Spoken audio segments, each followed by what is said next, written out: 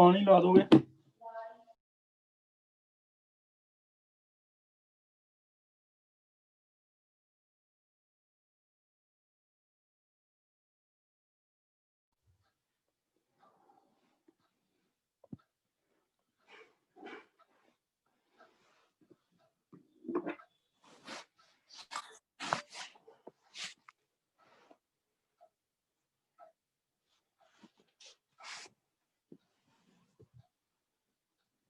Good evening बेटा।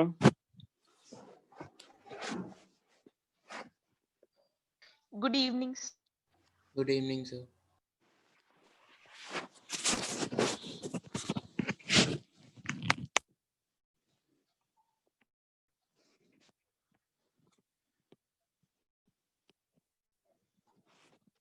हमने उस दिन चैप्टर स्टार्ट कर लिया था ऑप्टिकल आइसोमर्स।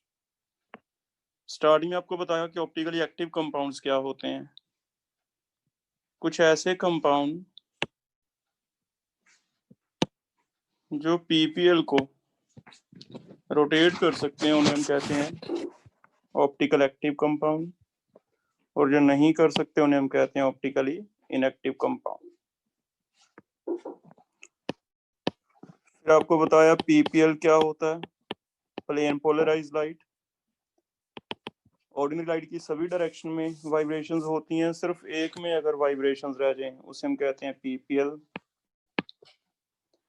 रोटेट करते हैं तो ऑप्टिकली एक्टिव, रोटेट नहीं करते तो optically inactive. Third, optical active देखने के लिए एक कंडीशन है, दैट इज डिससिमेट्री। मॉलिक्यूल डिससिमेट्री होना चाहिए। डिससिमेट्री का मतलब था प्लेनोसिमेट्री क्या होना चाहिए, एब्सेंट, या फिर कईयों में प्लेनोसिमेट्री एब्सेंट होगा अगर कायरल कार्बन प्रेजेंट हो। कायरल कार्बन किसे कहते थे, एक कार्बन ऐसा जिसके चारों ओर डिफरेंट ग्रुप हो। और मेन कंडीशन क्या थी, डिससिमेट्री। डिससिमेट्री, क्योंकि कई बार कायरल कार्बन एक से ज्यादा होते हैं लेकिन प्लेनोसिमेट्री प्रेजेंट होता है, ऑप्टिकली इनएक्टिव होता है। ठीक है, यहाँ तक कुछ पूछना है तो आगे स्टार्ट कर रहे हैं। नेक्स्ट टॉपिक हम पढ़ेंगे, एक टर्म तो पढ़ेंगे स्पेसिफिक रोटेशन किसे कहते हैं, और एक टर्म पढ़ेंगे इनेंशियोमर्स क्या होते हैं। पहले चलते हैं स्पेसिफिक रोटेशन क्या होता है।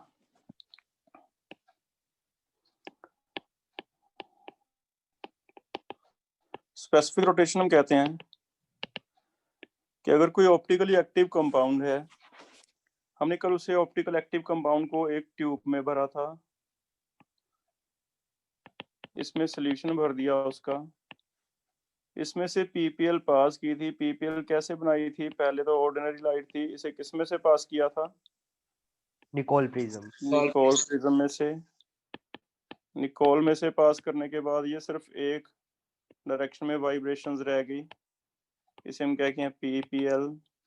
इसे जब इस ट्यूब में से पास करते हैं तो हमें, अगर ये ऑप्टिकली एक्टिव है तो ये इसे रोटेट करेगा लाइट को। दो तरह रोटेशन हो सकती है, इधर आना यहाँ चाहिए था लेकिन ये क्लॉकवाइज रोटेट हो जाए, या फिर आना यहाँ चाहिए था और ये एंटी क्लॉकवाइज रोटेट हो जाए।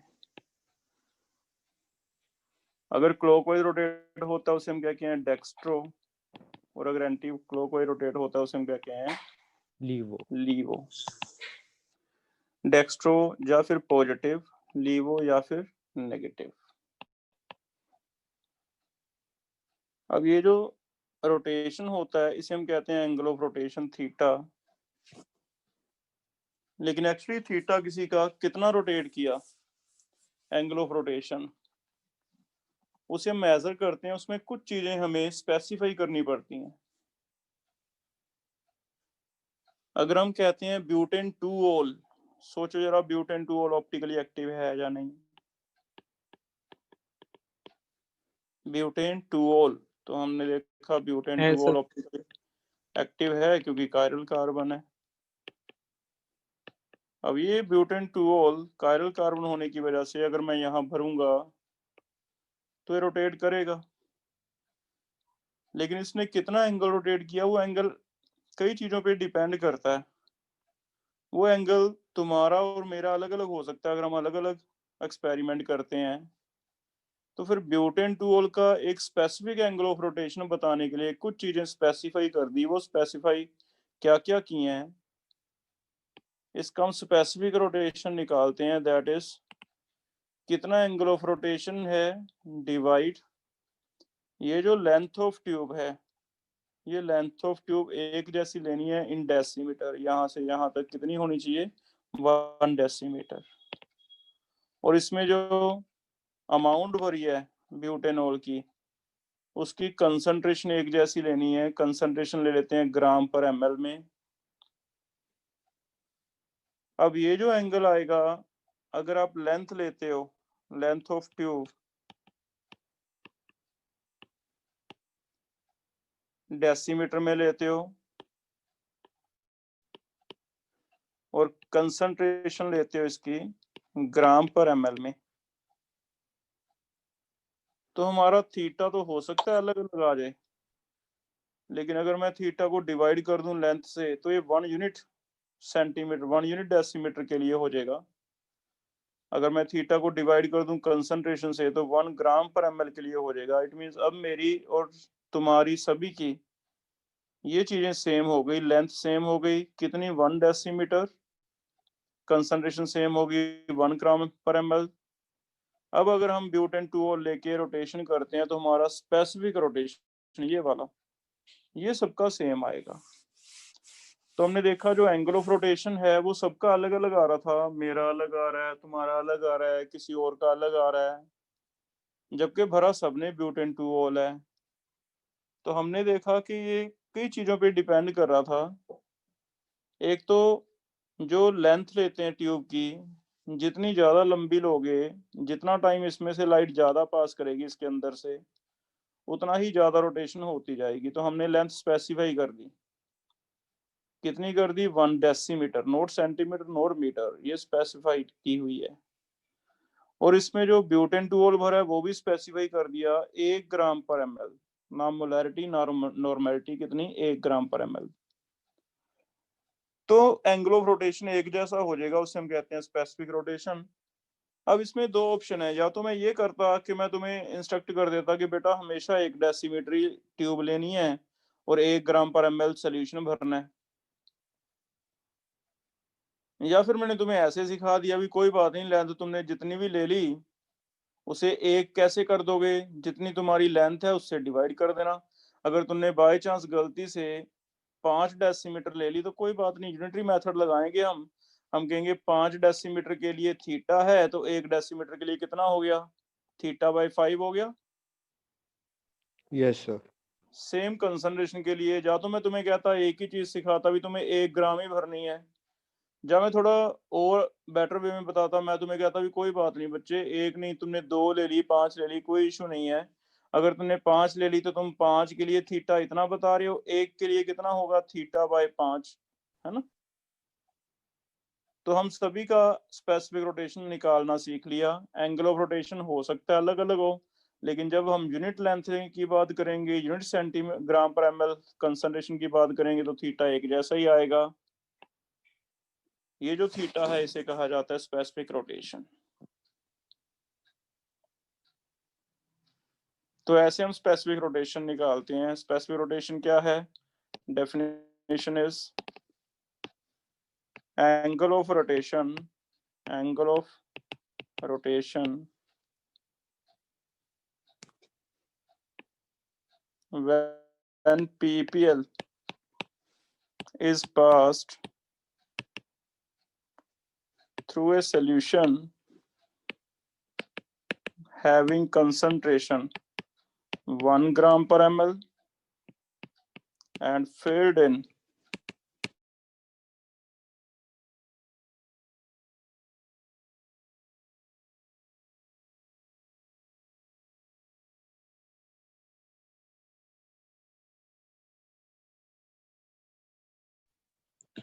सर आपकी आवाज बंद हो गई।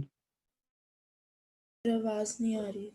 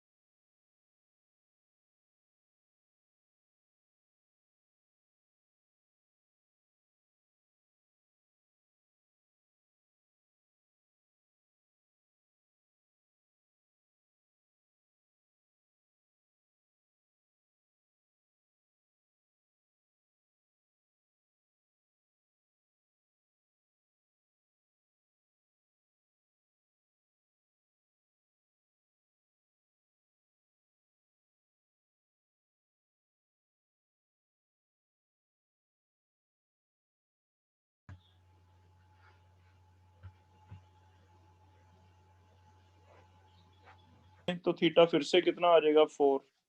इसका मतलब कोई भी पर्सन एक्सपेरिमेंट किसी भी कंट्री में किसी भी जगह करे उसका अल्फा कितना आएगा 4 आएगा। तो सभी का स्पेसिफिक रोटेशन निकाला जाता है और इसका सिग्निफिकेंस क्या है ये आगे आएगा हमें। तो कल तक हमने जनरलाइज वैसे ही ले लिया था। जनरल मैंने आपको बताया था कि ऑप्टिकली एक्टिव या तो क्लॉकवाइज घुमाएंगे या एंटी क्लॉकवाइज कुछ एंगल पे घुमाएंगे, लेकिन वो एंगल कितना वो ऐसे नहीं बोलना कि इतना एंगल, वो स्पेसिफिक रोटेशन बोलनी है, क्योंकि स्पेसिफिक रोटेशन हर एक कंपाउंड की स्पेसिफिक फिक्स्ड होएगी।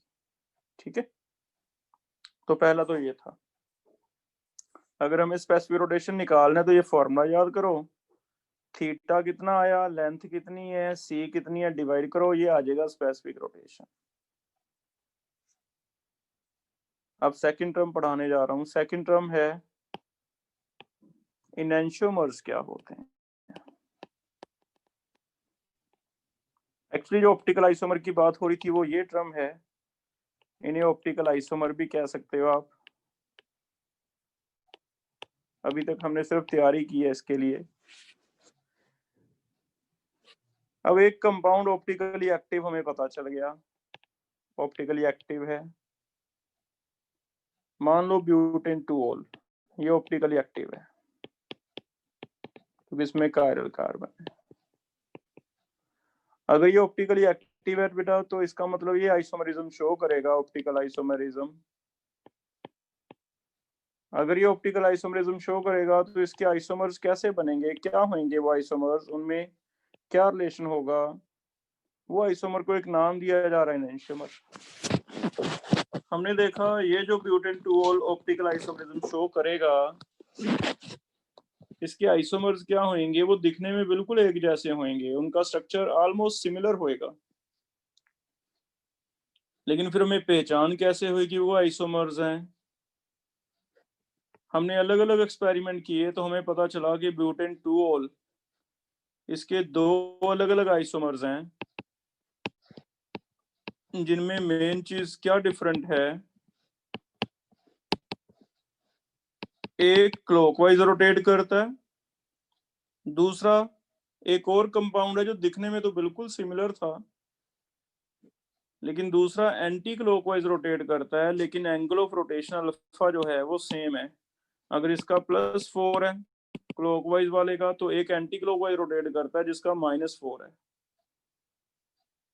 और उनमें दिखने में क्या फर्क था? दिखने में हमने देखा कि दिखने में सिर्फ इतना डिफरेंस लग रहा है कि एक और दूसरे को अगर आमने सामने रख के देखें तो आपको दोनों मॉलिक्यूल एक दूसरे के मिरर इमेज दिखेंगे। मिरर इमेज, मिरर इमेज का क्या मतलब होता है? इमेजिन ये ब्लू वाला मैंने मिरर लगाया बीच में, तो अगर मैं इसे मिरर में देखूं तो मिरर में आपको OH पहले दिखेगा, वर्टिकल लाइन तो वैसे ही दिखेगी, OH पहले दिखेगा और H बाद में दिखेगा। दिस इज सिमिलर टू कि आप मिरर में खड़े होते हो side wise, left hand side ये है आपका left hand side, left hand side आप खड़े करके हाथ दिखाते हो मिरर में, तो पहले आपको दिखेगा भी कौन सा? Left hand side. Right side जो है वो आपकी बाद में दिखेगी। तो मिरर में जो चीज क्लोज होती है क्लोज दिखती है, जो दूर होती है वो दूर दिखती है। तो इन आइसोमर्स में 2 चीजें हैं जिनसे पहचान होती है इनकी। हाँ, पहली कंडीशन तो ये है कि ऑप्टिकली एक्टिव हो। अब वो ऑप्टिकल एक्टिव में आइसोमर क्या है? 2 ऐसे कंपाउंड जिनमें से एक पॉजिटिव रोटेट करे, एक उतना ही सेम नेगेटिव रोटेट करे। अगर 4 डिग्री है पॉजिटिव तो 4 डिग्री ही नेगेटिव रोटेट हो, 5 डिग्री पॉजिटिव तो 5 डिग्री ही नेगेटिव रोटेट हो। अगर 5.1 डिग्री पॉजिटिव है तो 5.1 डिग्री ही नेगेटिव हो, 0 बिल्कुल भी डिफरेंस ना हो, उन्हें हम आइसोमर कहते हैं। लेकिन फिर से ये तो पहला पॉइंट जो है एनेंटियोमर का, कि एक अगर क्लॉकवाइज रोटेट करे उतना ही दूसरा नेगेटिव रोटेट करे, ठीक है ये तो, लेकिन ये फिर से वही प्रॉब्लम थी कि ये तो एक्सपेरिमेंटल आ गया। अब एक्सपेरिमेंटल मेरे पास लैब तो है नहीं कि लैब में जाके देखूं मैं कि क्या ये ब्यूटेन 2 जो दिया है ये दोनों सेम ही हैं, जो दोनों आइसोमर्स हैं। तो फिर दूसरी चीज उन्होंने ये सोल्यूशन हमें दिया, वो कहते हैं आप इन्हें ऐसे इमेजिन करो कि मिरर इमेज की तरह इमेजिन करो, क्या ये एक दूसरे के मिरर इमेजेस हैं? और अगर ये मिरर इमेजेस हैं, जैसे ये दोनों फर्स्ट एंड सेकंड हमने देखा मिरर इमेजेस लग रहे हैं, तो मैं इन्हें एनेंटियोमर्स कह सकता हूँ। तो 2 चीजें होंगी। पहला पॉइंट, एनेंटियोमर्स के कैरेक्टरिस्टिक क्या होंगे? पहला, एनेंटियोमर्स क्या हैं? Enantiomers are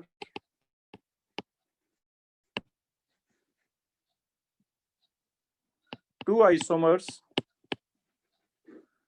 of same optically active compound which rotate PPL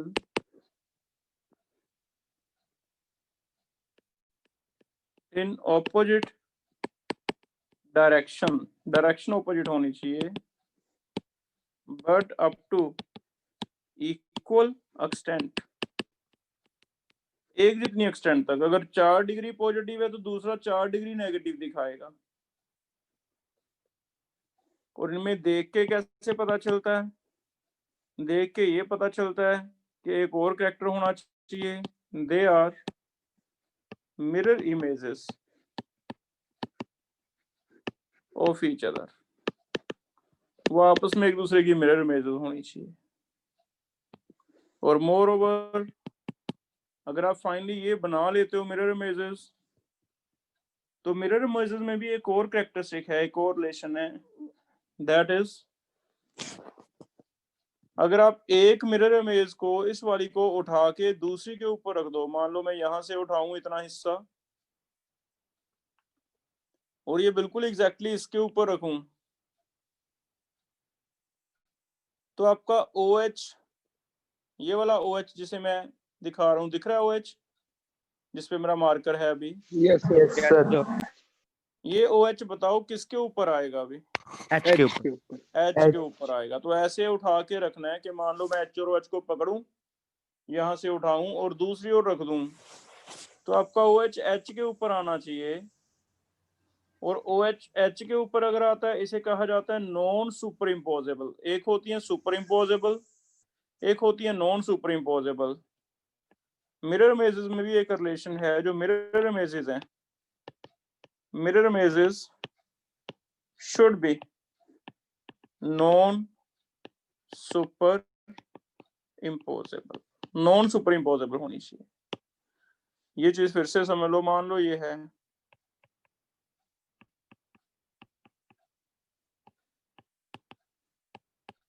इसका मिरर इमेज ड्रॉ करना है, ये इमेजिन मिरर है, तो चेक करना क्या इसका मिरर इमेज ऐसे ही बनेगा। वर्टिकल तो सेम ही रहता है, हॉरिजॉन्टल में अब सेम ही लगाए हैं इसने। अब अगर मैं इसे उठाऊं तो बताओ OH किसके ऊपर आएगा? ये वाला OH, OH। और राइट साइड वाला OH भी OH के ऊपर आ जाएगा, है ना? पूरी तरह कवर हो जाएंगे। Yes, sir.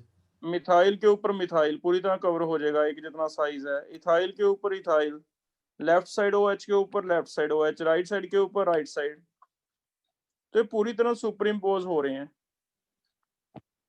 इसे हम कहते हैं सुपर इम्पोजेबल। अगर ये सिचुएशन है सुपर इम्पोजेबल, तो वो कहता है ये हो नहीं सकते, दे आर नॉट आइसोमर। लेकिन इसका रीजन तो मुझे पहले ही पता चल गया था, क्योंकि ये तो ऑप्टिकल एक्टिव ही नहीं है, तो उन दोनों है सेम है, तो कायरल कार्बन है नहीं, इट मींस ऑप्टिकल एक्टिव ही नहीं है, इनएक्टिव है। इसका मतलब थर्ड कंडीशन ऐसी है कि इससे आप अपने आप में ही एक कंडीशन है ऑप्टिकल एक्टिविटी चेक करने के लिए भी, कि अगर मिरर इमेजेस आपस में नॉन सुपर इम्पोजेबल हैं, नॉन सुपर इम्पोजेबल जैसे ये था कि OH H के ऊपर आ रहा है, अगर वो नॉन सुपर इम्पोजेबल है, एक दूसरे को सुपर इम्पोज करना, पूरी तरह ढकना, एक दूसरे को पूरी तरह ढक रहे हैं तो सुपर इम्पोजेबल, पूरी तरह नहीं ढक रहे तो नॉन सुपर इम्पोजेबल। तो अगर mirror images non super imposable हैं, ओनली देन दे आर इनैंशियोमर्स, नहीं तो वो इनैंशियोमर्स नहीं है भी। तो इसका मतलब पहले एक कंपाउंड लाइट के प्रति देखो रोटेट करता है या नहीं करता, रोटेट करता है तो ऑप्टिकली एक्टिव, नहीं करता तो इनएक्टिव, पहली बात। दूसरी बात, अगर एक्टिव है तो वो आइसोमर दिखाएगा, और उन आइसोमर की क्या पहचान होएगी? हमें वो दो एक जैसे दिखने वाले कंपाउंड मिलेंगे जिनके स्ट्रक्चर फॉर्मूले बिल्कुल एक जैसे हैं, लेकिन वो एक्सपेरिमेंटली एक डिफरेंस दिखाएंगे कि एक अगर क्लॉकवाइज रोटेट करेगा, दूसरा एग्जैक्टली सेम एंगल पे एंटी क्लॉकवाइज रोटेट करेगा। और उसे देख के कैसे पहचाना जा सकता है? They must be mirror images of each other. और अगर मिरर इमेज से निकालने के ऑप्टिकल एक्टिव है या नहीं, तो मिरर इमेजेस कौन सी होनी चाहिए? Non super imposable. ठीक है, इतनी बात क्लियर हुई? अब इनैंशियोमर्स क्या हैं? तो enantiomers are optically active compounds which form non-superimposable mirror images and which rotate PPL in opposite direction but up to equal extent. For example, 2-chlorobutane. 2-chlorobutane check करो, पहले तो ये चेक करो क्या ये ऑप्टिकली एक्टिव होगा? Yes, sir. Yes, sir. Yes. फिर हमें कहेगा अगर एक्टिव है तो बताओ आइसोमर बनाओ। तो आइसोमर बनाने के लिए आपने एक स्ट्रक्चर ये बना लेना है, एक ऐसे इमेजिन करें मिरर, और दूसरी ओर एक ऐसा स्ट्रक्चर बनाना है, फिर से वर्टिकल तो सेम रखना होता है, हॉरिजॉन्टल में चेंज करना होता है। इधर क्या आ जाएगा Cl, इधर क्या आ जाएगा H। और इसे उठा के देखो, उठाएं तो ये वाला क्लोरीन बताओ दूसरी ओर किसके ऊपर आएगा? हाइड्रोजन। तो नहीं है, सुपर इम्पोजेबल नहीं है, तो हम मान गए कि नॉन सुपर इम्पोजेबल है। तो ये क्या है? Mirror images. चेक करो, ये टर्म समझ आ गई? Yes, ठीक है, sir. अब फाइनली लास्ट है मिरर इमेजेस को टू आइडेंटिफाई एनंशियोमर्स, टू आइडेंटिफाई एनंशियोमर्स। क्या हम थोड़ा 10-15 मिनट आगे खींच सकते हैं क्लास को 6 बजे के बाद? Yes, sir. सर हमारी अगली क्लास है।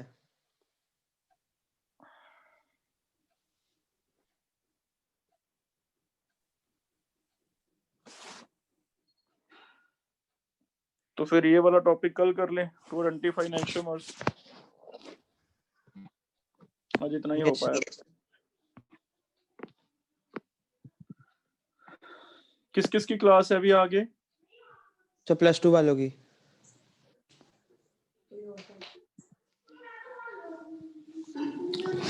चलो फिर ये टॉपिक हम कल करते हैं, टू आइडेंटिफाई एनंशियोमर। आज सिर्फ इतना ही हमने सीखा है।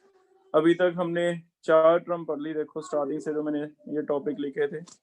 आपको पीपीएल बोलते ही माइंड में आना चाहिए कि व्हाट इज पीपीएल।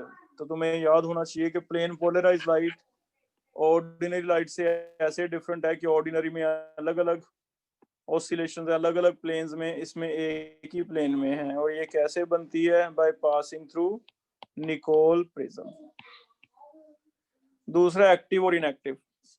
अगर कोई कंपाउंड में से लाइट पास करने से वो उसे रोटेट करता है तो वो एक्टिव है, अगर रोटेट नहीं करता तो वो इनएक्टिव है। रोटेट करने वाला आगे 2 तरह का हो सकता है, इधर डेक्स्ट्रो और इधर लीवो। फिर तीसरा, हमें कैसे पता चलेगा कि अगर एक्सपेरिमेंट करने के लिए सेटअप नहीं है तो फिर वो डिसमेट्रिक होना चाहिए, और डिसमेट्रिक के लिए या तो पीओएस एब्सेंट होना चाहिए या फिर कायरल कार्बन प्रेजेंट होना चाहिए। मेन कंडीशन अभी भी यही है। फिर हमने एनंशियोमर पढ़ने के लिए पहले स्पेसिफिक रोटेशन बताया कि अल्फा जो है वो एंगल तो निकाल लोगे आप, लेकिन लेंथ और कंसंट्रेशन से डिवाइड करके स्पेसिफिक रोटेशन निकाल ली जाती है। और फिर आता है एनंशियोमर्स क्या हैं। हमने देखा कि जो ऑप्टिकली एक्टिव कंपाउंड है उसके आइसोमर्स में बिल्कुल दिखने में एक जैसा रिलेशन होगा, लेकिन एक तो वो रोटेशन में एक डेक्स्ट्रो होगा, पॉजिटिव रोटेट करेगा, दूसरा लीवो होगा, उतना ही नेगेटिव रोटेट करेगा, और आपस में एक दूसरे के non super imposable mirror images होंगे, उन्हें हम एनंशियोमर्स कहते हैं। तो एनंशियोमर को आइडेंटिफाई करना है तो मिरर इमेज होने चाहिए। आगे फिर हम कल स्टार्ट करेंगे इससे, ठीक है? यहाँ तक रीड करके आओ। एनंशियोमर्स में सभी प्रॉपर्टीज एक जैसी हैं, उनकी फिजिकल प्रॉपर्टी सेम है, इवन केमिकल प्रॉपर्टी सेम है। हाँ, कुछ एक बायोलॉजिकल प्रॉपर्टी डिफरेंट है। बायोलॉजिकल प्रॉपर्टीज इनकी काफी डिफरेंट होती हैं, बायोलॉजी में काफी काम आता है ये। बायोलॉजिकल प्रॉपर्टीज डिफरेंट, जैसे कभी तुम मार्केट में जाओ तो मेडिसिन आजकल अलग अलग आने लग गई। कोई एक मेडिसिन डेक्स्ट्रो लीवो में से एक इफेक्टिव होती है, दूसरी नहीं होती। जैसे एक बहुत ही जनरल सा नेम आप सुनोगे, या फिर कभी मेडिसिन की शॉप पे जाओ तो उससे मांगना, वो तुम्हें लीवो सिट्रीजन देगा। सिट्रीजन डेक्स्ट्रो हमने देखा इतना इफेक्टिव नहीं था बॉडी पे, लीवो है। तो वो लीवो यही वाला है कि सिट्रीजन कायरल कंपाउंड है। इसके 2 तरह के एनंशियोमर थे, पॉजिटिव एंड नेगेटिव। नेगेटिव वाला जो है वो इफेक्टिव है बायोलॉजिकली, दूसरा नहीं है। तो बायोलॉजिकल में फायदा है, इनका डिफरेंस है, बाकी कोई डिफरेंस नहीं है। या फिर इनकी रिएक्शंस में, केमिकल रिएक्शंस तब डिफरेंट है with other optically active compound. अगर दूसरा ऑप्टिकली एक्टिव कंपाउंड है तब तो कोई रिएक्शन का प्रोडक्ट डिफरेंट होता है, नहीं तो कोई प्रोडक्ट में डिफरेंस नहीं आता। मींस अगर आप अल्कोहल को एसिड से मिला के एस्टर बनाते हो तो वो एस्टर एक जैसा ही बनता है, चाहे वो ब्यूटेन 2-ऑल पॉजिटिव वाले का कर लेना डेक्स्ट्रो का, चाहे वो नेगेटिव का कर लेना, उनमें कोई फर्क नहीं है। और एनंशियोमर में से एक को हम ये मानते हैं कि डेक्स्ट्रो रोटेटरी होगा तो दूसरा क्या होगा? लीवो होगा। और नेक्स्ट वर्ड आइडेंटिफाई बाय इनैंशियोमर्स का मतलब यही है कि आगे इनका नोमेनक्लेचर कैसे करना है। हम आगे इनको दो नाम देना चाहते हैं ताकि देख के पता चले कि ये वाला आइसोमर है, ये वाला आइसोमर है। ठीक है, तो वो टॉपिक फिर अभी थोड़ा टाइम चाहिए था इसके लिए, कल हम स्टार्ट करेंगे। ठीक है बेटा, +2 वाले लीव कर दो। +1 का जो आगे वो लेना है हमने, आयनिक इक्विलिब्रियम के डाउट्स, वो कंटिन्यू कर लो क्लास। जो आयनिक इक्विलिब्रियम के डाउट लेना चाहता है वो कंटिन्यू कर ले।